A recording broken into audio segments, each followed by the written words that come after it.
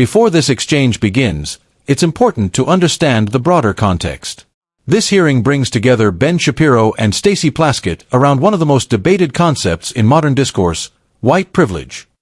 What follows is not just a disagreement over terminology, but a deeper clash over how society defines inequality, identity, and free expression in public institutions.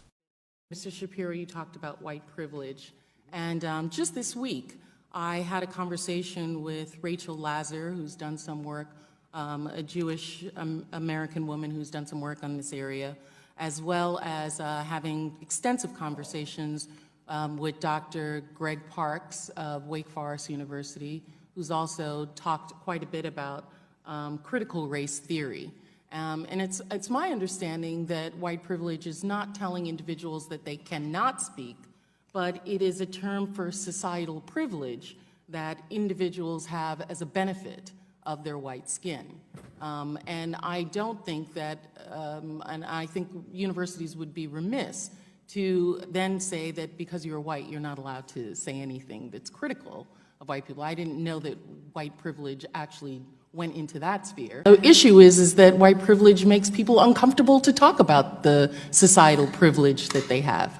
Well, to me, what I say on campuses all the time is if you want to cite instances of racism that we can all find and fight together, that's something that I am more than willing to stand next to you and fight, because that's obviously stuff that we should fight together. But when you just say that there is a white privilege out there in the ether and that by dint of birth your skin color generates for you an advantage, what you're really saying to people is that your view is less valuable because you have not experienced what I've experienced. And that is an identity argument, that's a character argument, that's not a rational political argument that can actually be taken on in any way. It's more of a cudgel and a club than it is an attempt to open a discussion. Well, I think it's a demonstrable evidence that through society's demographics that being white has societal privileges that being black does not. But we can talk about how that manifests, because that's I'm also interested in what you just said now, is that you would stand next to anyone who has this.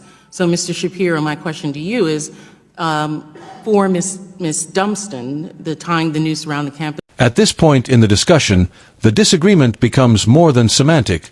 It turns philosophical. On one side, the argument frames white privilege as a measurable societal pattern rooted in historical and demographic realities. On the other, it is challenged as an abstract concept that risks reducing individuals to identity categories rather than actions or ideas. This kind of exchange reflects a broader national debate seen across universities, media, and policy-making spaces. But it also raises a key question for viewers. Can complex social inequalities be addressed effectively without relying on broad identity-based frameworks, or are those frameworks necessary to even begin the conversation?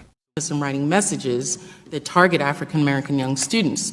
Would you consider hate speech, and then would you stand next to her and fight for her? As I say, I would. This is the first I'm hearing about it, honestly. But really, yeah. But from hearing about it, maybe because it's local. I mean, I'm from LA.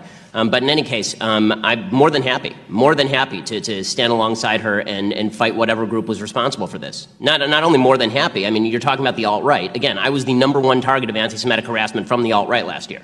So I'm more than happy to do all that. And I think there's one more distinction that has to be made. When we talk about cases like Taylor's, they're horrific, and the administration is siding with Taylor. Okay, the administration is doing the right thing by Taylor, or trying to do the right thing by Taylor, as they should be. And I think that we need to make a distinction between cases where the administration is actively participating in the suppression of speech and cases in which the administration is trying to do the right thing in order to punish people for application. In the end, this exchange highlights how deeply divided perspectives remain on issues of race, identity, and free speech. While the tone of the viral clip may suggest a clear winner, the reality is more nuanced. These discussions often reflect competing values: individualism versus structural analysis, expression versus sensitivity, and debate versus consensus. Moments like this don't just shape headlines, they influence how broader audiences understand complex issues. What do you think? Was this a productive exchange, or did it deepen existing divisions? Share your thoughts in the comments below. And if you value balanced, fact-based analysis like this, don't forget to like, share, and subscribe for more breakdowns of the stories shaping today's world.